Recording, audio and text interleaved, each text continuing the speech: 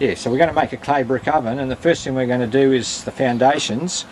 350mm deep by 300 wide around the outer perimeter, and on the inside we've got left some dirt because we're just going to make the slab continue across, which is about 120mm deep.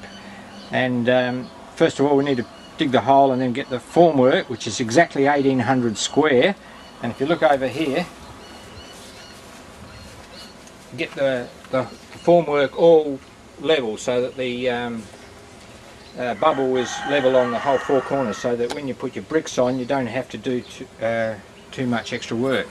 Then you have to get the four corners all square with a square, and so that's the beginning of the foundation, and we're going to put plastic on it after this, so that's just getting the foundation ready. That's it. Yep.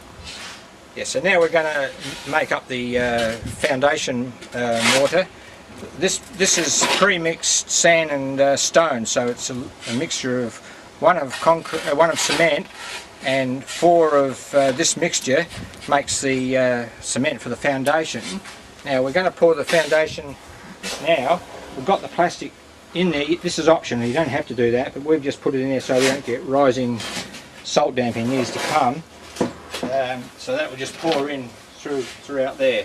So we're going to be doing that now. Okay, we've just poured the concrete, the foundations, for a 350mm deep by 300 wide foundations on the outside, plus 110mm in the middle part of it. We've got approximately 1.3 tonne of gravel sand mix and 13 bags of cement, which works out to 1 bag of cement per 100 kilogram of cement. And this is the first time we've done it. We're only amateurs, so you probably have got some other ideas, but anyway, we've got the slab in for the foundations for it. Now, because that's about 1.4 tonne or so, you can understand why you need such good foundations, because by the time you put the bricks on the top, it's going to be quite a number of tonne there. So if you don't have a good foundation, you're going to find that your oven will eventually crack. Now the bags of cement we're using are just the standard ones you buy from the sand and metal companies. They're 20 kilogram bags and just ordinary grey concrete. You can use different sorts. There's the bright and light and other types that you can get here in South Australia, but we've just chosen the cheapest one, the $7 bag one, so 50 bags to the tonne. Okay, now we've done the foundations. I've marked off 4 corners of the foundation, 1710mm, to make a string line squared off with a set square on each corner and a ruler running across the straight edges of them to get an exact 4 squares to go around to make a 1710mm square frame as a pencil mark on the foundation itself, which is this slab. Then when we've got that all set up and straight, we've measured off 4 upright posts,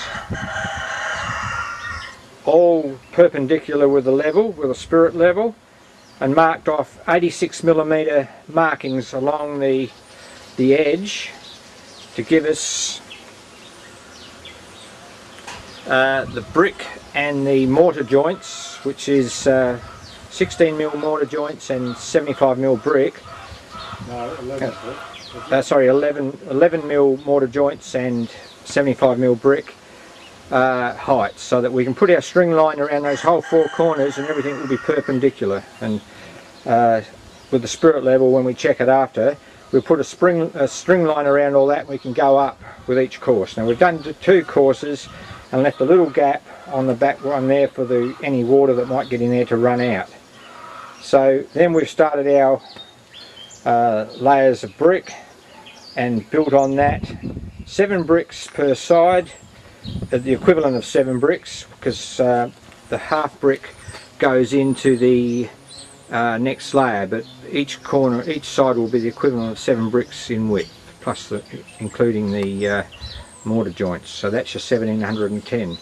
You can adjust that to 1700 if you want to, 1700 millimeter length for the 7 bricks, by just making the mortar joints 15 mil, which is probably a better way of doing it, but we're just doing it by trial and error, so and we're not experts anyway. So that's where we're up to now. We're going to build up the corners and go 9 bricks high, which will give us approximately waist level, and then it will be approximately 3 bricks high for the slab that we'll do, and the base of the igloo for the oven, which will make it 12 bricks high. We need to go high to start with. On the inside we're going to be putting 12 bricks inside each corner, and there'll be 1 in the middle, 1 in the other corner, and then the bricks at the front are coming out like that. So we'll have enough bricks coming into the thing to pour our slab on, which will be done on some sheets of very strong galvanized roofing material, and that we'll pour our slab on that, and then we'll have the bricks for the base of the oven on top of that, with a course of sand in between. Inside, as we're going up the bricks, we're doing the columns that are going to be supporting the platform that will support the igloo. So we're putting them in as we go up. So so now we've got the whole square done, and just going up. We're going up to the 9th brick level, which is roughly stomach height, and then we'll pour the slabs. So we'll come up 9 rows with the pillars. So we don't do any more pillars now, because that will be the course for doing the slab, which will go inside the brick. So we come up another 3 rows, but only 9 rows for the pillars. So we'll be 3 bricks high, and that's where we'll pour the about 110 millimeter of concrete slab, plus the extra distance we need to put the floor bricks in for the clay brick oven. And on the corners here, we've come up 186 millimeter on the post for each layer. Once we've got the one squared, and this is how we've done the string. We've just got a little bit of angle iron, in this case aluminium, drilled a hole in it and grooved it out so that the string fits inside the groove, and then that just goes around and slips over the corner of the post, and it holds itself in place.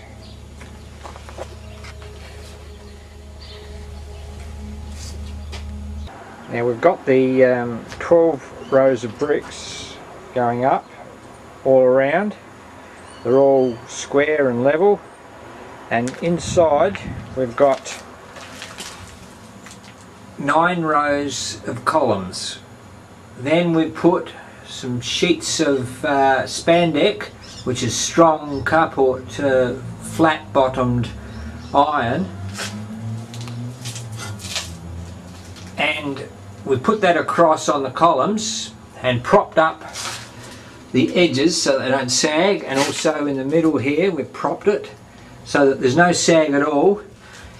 Then we poured the concrete into the onto the iron so that we've got the slab to build the igloo.